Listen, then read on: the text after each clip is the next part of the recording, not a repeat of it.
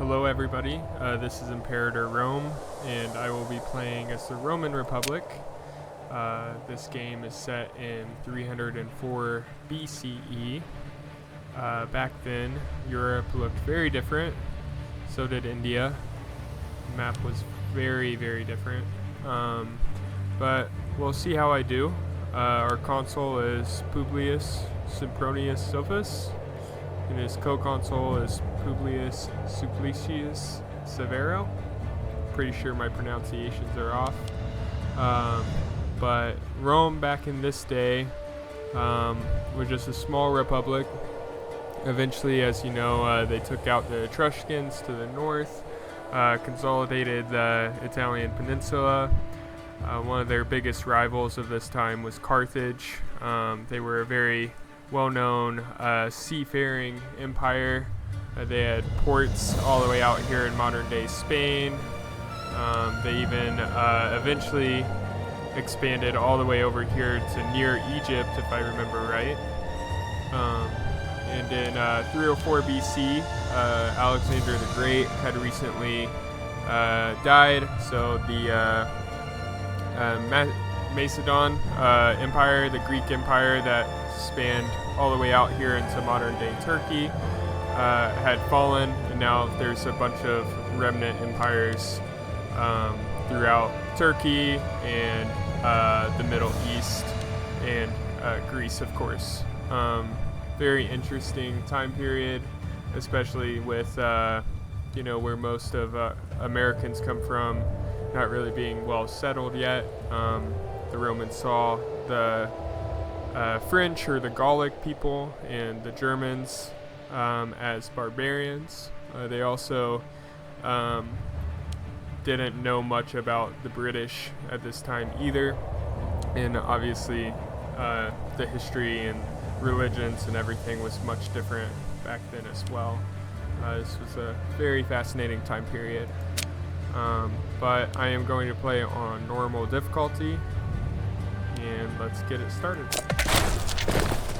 So for over 20 years, the nascent Roman Republic has fought a harsh campaign against the Samnite people to the south. Although victory often seemed far from grasp, the war ended in Rome's favor, resulting in the liberation of the important Greek city of Neapolis. The Samnites, however, having retreated to lick their wounds, are far from defeated. In the north, the Etruscan people eye the expansion of the Republic with apprehension. To the south, myriad Greek city-states plot behind one another's backs, all the while appealing to their benefactors in Greece for aid. On the far-flung island of Sicily, the foreign invasion of the mysterious Carthaginian Empire threatens to upset the precarious balance of power in the region.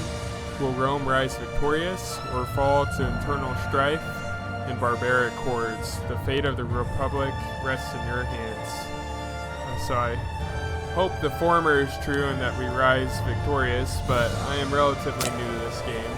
I do not know much about it. But to start off, let's go ahead and let's do our research first. So I'm going to go with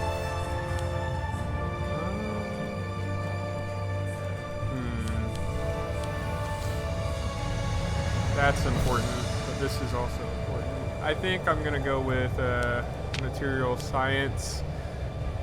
This is going to give us an army weight modifier of minus 10%. That should benefit our armies greatly and will also help us to get more unlocked down this path later on. I'm going to do another one for civic advances. So this helps with our import value. That's very important. That way we can benefit our trade, but our citizen output's also very important too. We probably want to help out our citizens, give them the right to be heard, acknowledging the right for our nobles to make their argument before the authorities will vastly increase their tendency to work within the system and not without. And so basically they are more loyal to us, so they output more. I really like this tree, so we're going to continue on. Not the slave output, tribesman output. We don't really have that many tribesmen. Freeman output. We have a lot of freemen. So And then we'll also go ahead and do slave output too. Why not boost our import value? Move down to oratory advances. We only have 3 more of these left. We don't necessarily need that just yet. Loyalty of characters, I don't really mind that. I might skip past all those for now. I like this one. Monthly ruler popularity gain plus 0.02. That will help. And then now you have access to these culture happiness boosts. And I like both of those. So that's how we'll spend our research as of now to start. We do have these idea slots. The ones I like to go with are the morale of armies, so that they have a higher morale and they can fight longer battles. There's a lot of different things that go into that. And then the reinforcement speed is very, very, very important. That way, if we are losing a battle, they can reinforce and recover quicker. So I like that one as well. Oratory ideas will be our third one. I don't care too much for that one. Military administration. I mean, that's cool.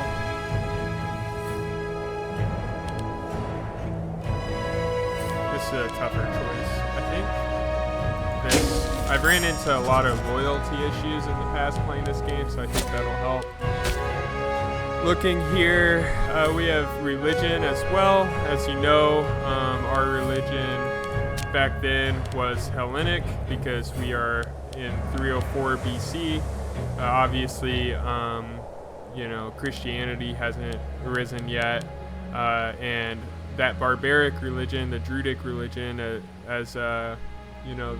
the Hellenic people saw the Druidics as barbaric. They spread all through here. And Hellenic is like Greek gods, Roman gods. Kemetic is like the Egyptian gods. The Jews have a small area here, and they're spread out as well. And then the Canaanites, which are mentioned in the Bible as well. It's pretty cool to see that this is the time period of the Old Testament.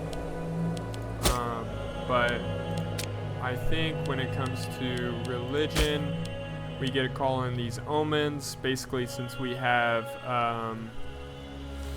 Hellenic religion, we're allowed to call in their deities for boosts. Basically, they just pray to their deity, and then they get these boosts. So we're not going to war anytime soon, but I think what I would like to do is probably get more income and output. Yeah, so I'm going to consider that. And then you can also change these, but it does hurt. There is a cost to it. But I'm thinking about changing this one to Diana. I think that's my best one. That. Jupiter might stay because we don't necessarily need any of these other ones.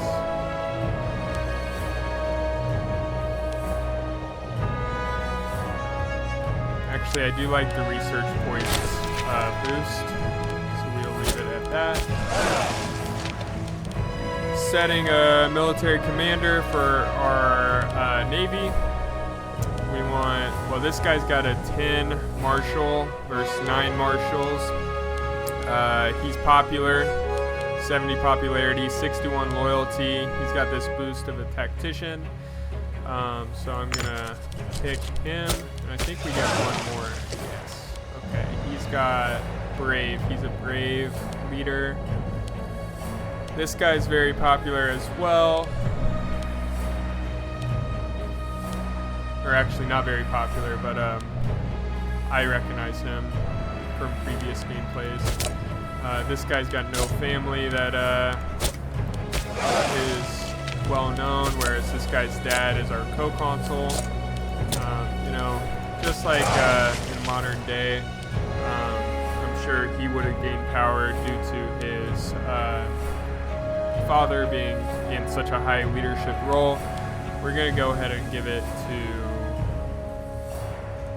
him. Why not? Because he can be our admiral and maybe become a leader like his father is now. Trade. This is the part of the game that I still need to work on and understand at a deeper level. It's very complex. I kind of want to import wine because it gives us a specific boost of maintenance costs, and it helps with our freeman happiness. So probably from these guys. Yeah, we'll get one from there. What else do we need? I'm gonna go in and go with another horse, I think, so we can get. Actually, never mind. That's not what I want. Wood? No. It's probably the hardest part of the game for me, just understanding all this. I'll do cloth because if you have surplus, you get an oratory tech investment. So head over here. Get cloth from them, and we'll get some cloth from you. Stone, that helps with our build costs. Yeah, we'll get some stone from you. Stone from you. Don't really mind that. Don't really mind that.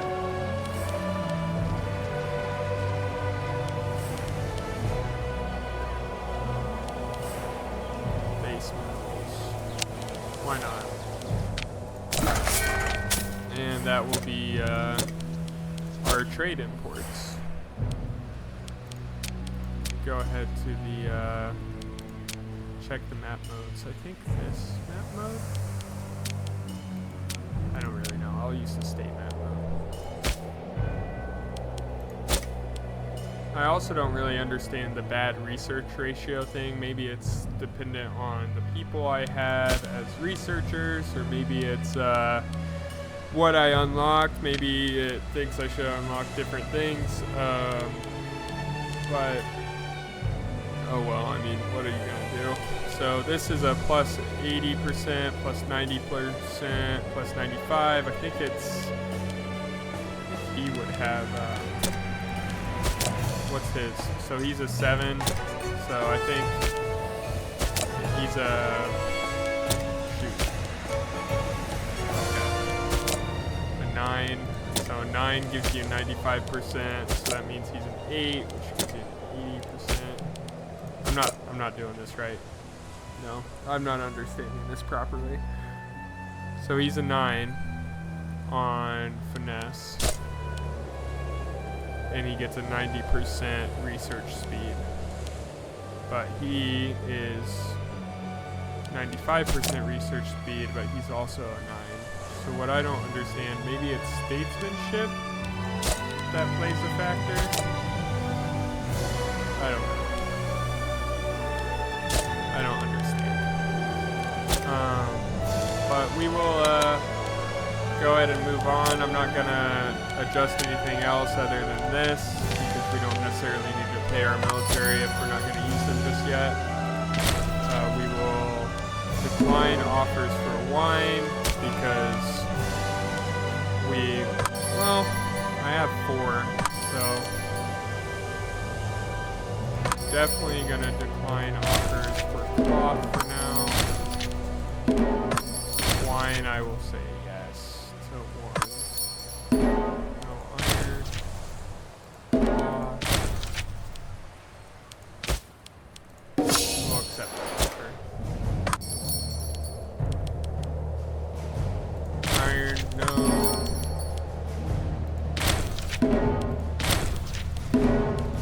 And obviously they're just going to keep popping up there, so I should probably quit clicking at a certain point, but I'm looking for another wine. If anyone wants wine, but they all want iron or cloth. Yeah, nobody else wants my wine, so we we will just let it ride from here. Unless I can find a wine. No, I may consider a cloth. Let's go on and give them. Because by accepting that, I get like a plus 40 cents of gold each month, and that stacks up. Like right now we're at plus $3 or whatever their currency was. We have our first event here. Enriching the elite is once again the agenda of the Optimates. This time they have decided to gather around the head of the Cornelli family. They claim that he deserves some land as a repayment for his excellent service to the Senate. The popularists are loudly opposing the legislation, as it looks like it will be public land that will be given to the Cornelli family. Okay, so we could either give public land, 3 holdings, to Publius Cornelius, or we could use our consul veto and lose 50 approval from the Optimates. I personally do not want to upset the Optimates. Basically, the Optimates are the elite of our nation. If we upset them, then a lot of bad things can happen. The way Rome was ran back then, from my understanding, is these like their government. They had the Optimates, the Boni, and the Popularis. The Optimates had some of the highest, most seats in the Senate at the time. But also, where do I find this? Families. Probably here. Yeah. So there are these popular families. So right now we have 3 different families. So that guy is in the Cornelli family. But the Cloudy family and the Fabi family are also powerful families in Rome at the time. If you upset them, a lot of bad things happen. They have a lot of the wealth and a lot of the power. Looking here, don't really care for iron. There's another wine. I'll give 1 more wine away, but not to you. That's too close to home. Just gonna try to scan through these real quick.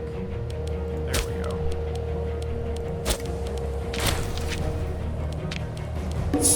There we go.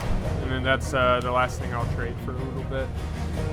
We are on March 8th, 303 BC.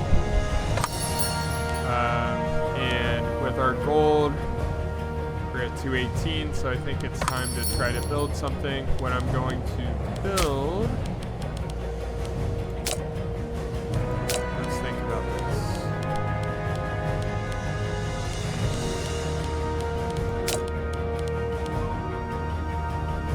How's our population capacity? We're pretty well at capacity here in Latium, which is where the province where Rome settled. So we're going to build an aqueduct, and that's going to help us boost our population capacity, allowing more people to live in our capital. Another event just popped up. Our officials in the province of Latium report that they have been approached by some of the petty landowners of the area with donations of grain and other fare for the use of the state. Whether they were unable to sell it themselves or are just model citizens, extra grain is always useful, though it has not yet been satisfactorily decided how the windfall should be deployed. So we could either let the state keep it, which is our like capital province. We could give it to a different province, increasing loyalty.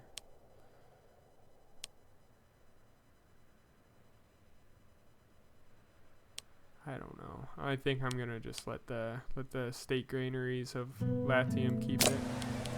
I mean, they're the ones that produced it, so why not? Not giving away our iron. Unless, how many do we have? If we have +2, I'll give 1 away, actually. Where are you located?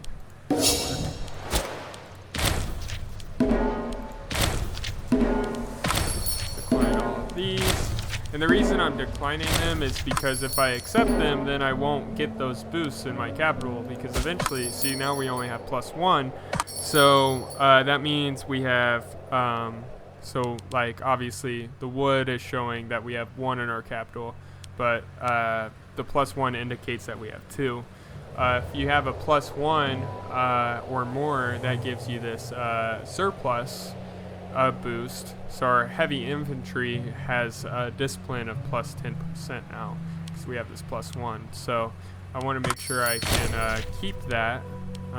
We do have +2 on cloth. I don't really want to give it to the Spanish, because we will be over there eventually. You know, I'm just going to ignore that for now and focus on this.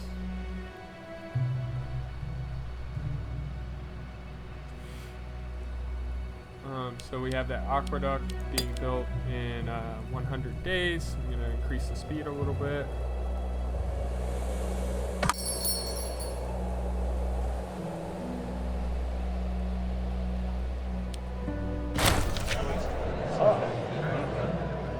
So Cornelius Barbatus, their names were so interesting back then. Anyway, he's fallen ill.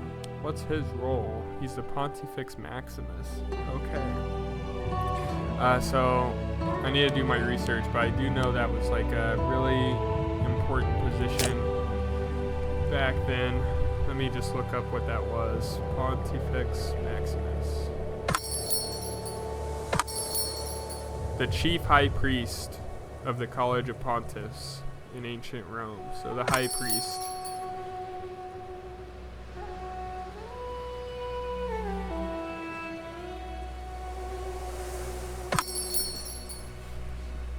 So one of the most important positions, especially in such a religious area. I'm gonna go ahead and actually, yeah, I'm gonna get rid of one might cloth. Maybe to these guys. Yeah, anybody that's far away, I don't really care. Like, you're not going to use those boosts against me. I think we're ready to build something else. Let's go ahead and look. We have an import route that we can use here. Maybe we get some grain. What would grain do? Yeah, boost our food multiplier. Go ahead and get it from these guys.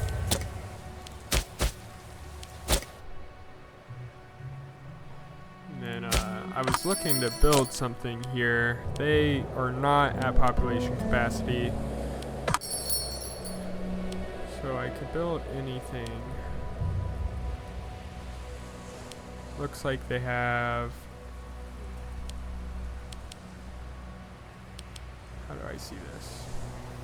23 freemen, 22 citizens, 24 slaves. I don't need a fortress. Let's go ahead and reduce the speed. I don't need a tax office.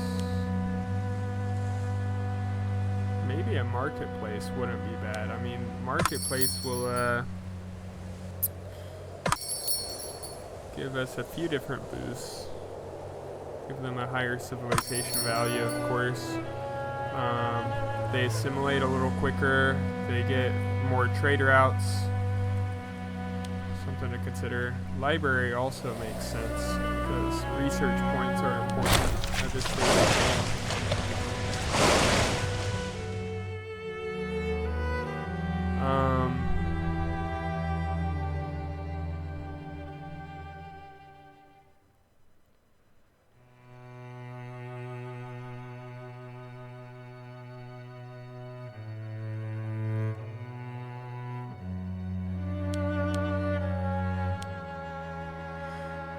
So basically, what this is showing is because if we send the envoy, Carthage loses an opinion of us. But Carthage is much more powerful than us at this point, so we want to tread lightly. We don't want to upset them. This province has plenty of food. I don't actually know if I need to build anything there.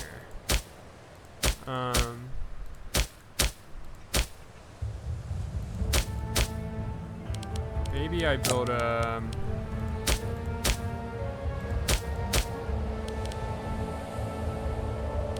I mean, they're at their food peak, so maybe I build a granary.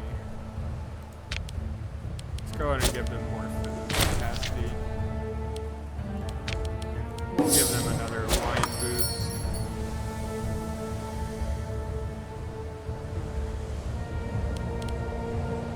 Another thing I want to start building is ships. So these Liburnians are light ships, and we're going to build them in this province. Probably going to build 5. So we already have 5 and 5, so 10. 5 more ships would help at this stage. We get to get another import route. What should I use for an import route? I'm thinking there's not a lot that we can trade at the moment. I think livestock makes sense. Go ahead and take it from those guys. We're at a +5 right now on our treasury. As you can see, we're at 58, so +5 a month. It's pretty solid. We have received an envoy sent by tribal chief Marcus Ninius, ruler of our subject Plegnia. Offers our ruler Consul Publius Sempronius Sophus his personal friendship. So basically, this is very useful because we want our subjects to have a high opinion of us, so that we can eventually.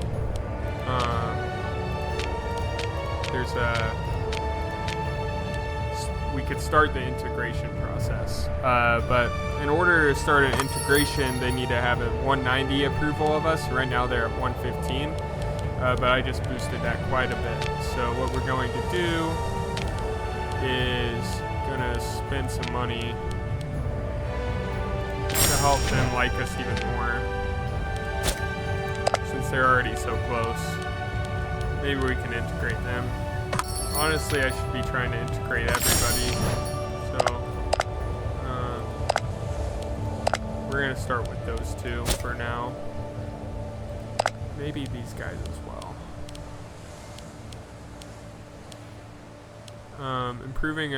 We don't have the gold for it, but improving an opinion does more than sending them a gift. Sending them a gift just gives them a boost of 25, whereas I believe improving an opinion gives them a boost of 100. We need it to be at 190. So here's another event.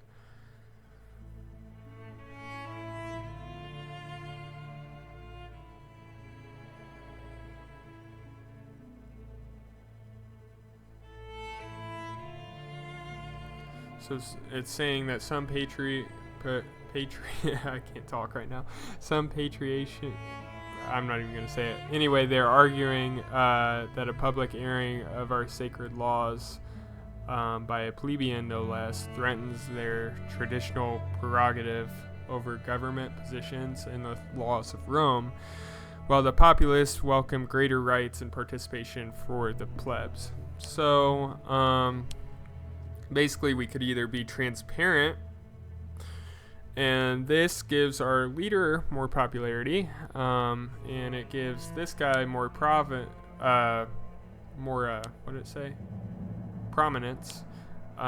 He's the Tribunus Plebis, and gives us more approval from the popularis, which I believe are like the main, like, the common men, like the not the elite, like the common people. We get happier freemen, and it's easier to enact laws. Here we have happier freemen, and it's easier to enact laws. So it looks like that's happening either way, but over here, the elite are happier with us. This guy loses some loyalty, and we lose some popularity. If we look back at our government, they already approve of us as a 73, whereas they approve of us as a 47. So we really need that boost from the popularis, so I'm gonna do that. And we will see how this progresses.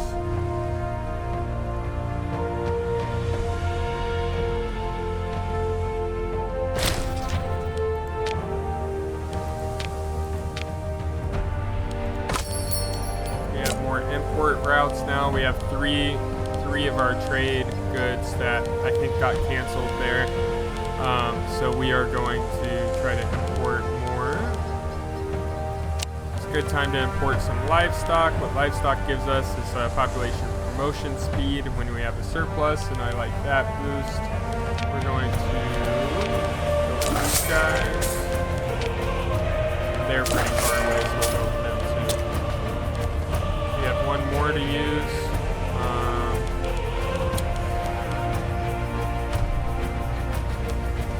I wish there was another base metals, but there's not. We don't really need horses. Maybe I could go with something like olives, but that's with Carthage, so I prefer not. That's also with Carthage, I prefer not. What's hemp? Freeman happiness? I don't really care about that.